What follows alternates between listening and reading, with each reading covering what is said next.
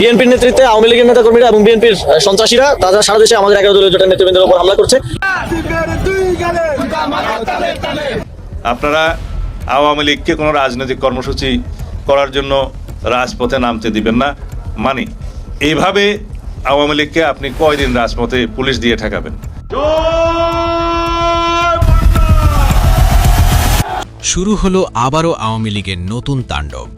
সারা দেশে আবারও রাজনীতিতে তৈরি হয়েছে নতুন বৈরী আবহাওয়া।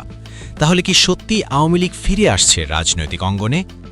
বর্তমান নবনির্বাচিত বিএনপির স্বরাষ্ট্র উপদেষ্টা সারাউদ্দিন আহমেদ সম্প্রতি গণমাধ্যমের এক সাক্ষাৎকারে বলেছেন, পুলিশ দিয়ে এভাবে আর কতদিন আওয়ামী লীগকে ঠেকিয়ে রাখা যাবে। তিনি আরও জানান, ইতোমধ্যে 102 জনকে কারাগার থেকে মুক্তি দেওয়া হয়েছে। পাশাপাশি 5ই আগস্টকে ঘিরে যে মামলা বাণিজ্যের অভিযোগ উঠেছে, সেখানে নিরপরাধ মানুষকে আসামি করা হয়েছে, তাদের দ্রুত মুক্তিরও আশ্বাস দেন। রাজনৈতিক উদ্দেশ্য প্রণোদিত মামলা ছিল, এগুলো প্রত্যাহারের জন্য আজকে অনুমোদন দেওয়া হয়েছে। এর আগে আমি এখানে আসার পরে 1006টা মনে হয় অনুমোদন দিয়েছিলাম। আর যে সমস্ত মামলা প্রত্যাহারের জন্য বিগত ইন্টারিম সরকারের সময় উদ্যোগ নিয়েছিল, রাজনৈতিক উদ্দেশ্যে হয়রানিমূলক মিথ্যা এবং বানোয়াট মামলা দিয়েছিল। তবে আওয়ামী লীগের এই মুক্তি প্রক্রিয়ায় অস্বস্তিতে রয়েছেন উপদেষ্টা মণ্ডলী ও তথাকথিত সমন্বয়ক করা। গণমাধ্যমের এক সাক্ষাৎকারে ক্রীড়া উপদেষ্টা আসিফ মাহমুদ সজীব ভুইয়া বিএনপিকে উদ্দেশ্য করে বলেন, তাদের নেতৃত্বে আওয়ামী লীগ মুক্ত হচ্ছে এবং তারা মুক্ত হয়ে সমন্বয়ক ও 11 দলীয় জোটের উপর হামলা মামলা শুরু করেছে। বিএনপির নেতৃত্বে আওয়ামী লীগের নেতাকর্মীরা এবং বিএনপির সন্ত্রাসীরা তারা সারা দেশে আমাদের 11 দলীয় জোটের নেতৃবৃন্দের উপর হামলা করছে। তবে আসিফ মাহমুদ সজীব ভুইয়ার এই বক্তব্যের পরপরই সামাজিক যোগাযোগ মাধ্যমে এর তীব্র প্রতিক্রিয়া দেখা যায়। এমনকি ঢাকার রাজপথের বিভিন্ন স্থানে তার ছবিতে ঝাড়ু মিছিল ও জুতা পেটার ঘটনাও ঘটেছে, যা ইতিমধ্যে ভিডিও চিত্রে ফুটে উঠেছে। এছাড়াও একটি আলোচিত অভিযোগও সামনে এসেছে উপদেষ্টা আসিফ মাহমুদ সজীব ভুইয়াকে নিয়ে।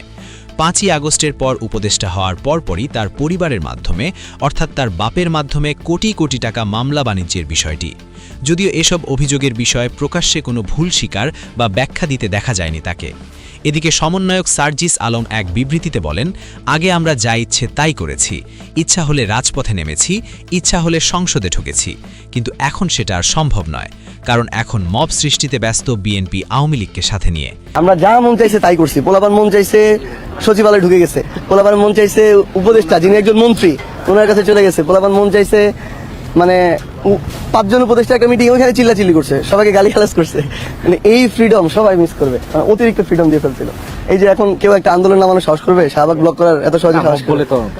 হ্যাঁ, আর তার এই বক্তব্যের পরপরই মুহূর্তে সামাজিক যোগাযোগ মাধ্যমে বিরূপ প্রতিক্রিয়ার জন্ম দেয়।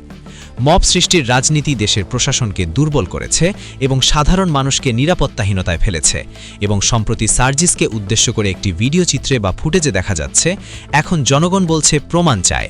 এখন আর চাটুকারিতার কথা আর গলাবাজি দিয়ে দেশ চালানো সম্ভব নয়, তাই আপনারা শুধরে যান।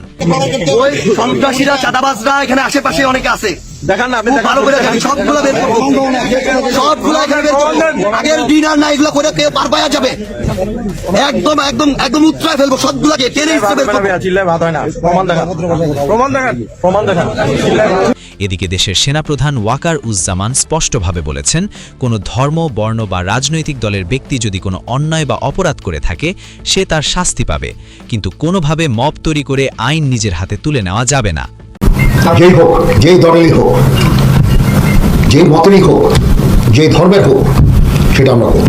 তাদের বিরুদ্ধে যদি কোনো অভিযোগ থাকে, মামলা হয়, তো অবশ্যই তারা শাস্তির আওতায় যাবেন। কিন্তু অবশ্যই আমরা চাইবো না যে এক্সট্রা জুডিশিয়াল কোনো অ্যাকশন তাদের উপর হোক, বিচার বহির্ভূত কোনো কাজ হোক, তাদের উপরে হামলা হোক। বা প্রিয় দর্শক, সমন্বয়ক ও উপদেষ্টা মণ্ডলীর বিভিন্ন কর্মকাণ্ড নিয়ে সাধারণ ছাত্র সমাজ ও জনগণের মাঝে এখন প্রশ্ন বাড়ছে। কেউ কেউ মুখ ফিরিয়ে নিচ্ছেন, কেউ চাইছেন জবাবদিহিতা। এই মুহূর্তে আপনার মতামত কি? তাদের কি জনগণের কাঠগড়ায় দাঁড় করানো উচিত, নাকি আইনের মাধ্যমে বিচার প্রক্রিয়ার উপর আস্থা রাখা উচিত? আমাদের আপনার মূল্যবান মন্তব্যটি অবশ্যই কমেন্ট করতে ভুলবেন না। ধন্যবাদ।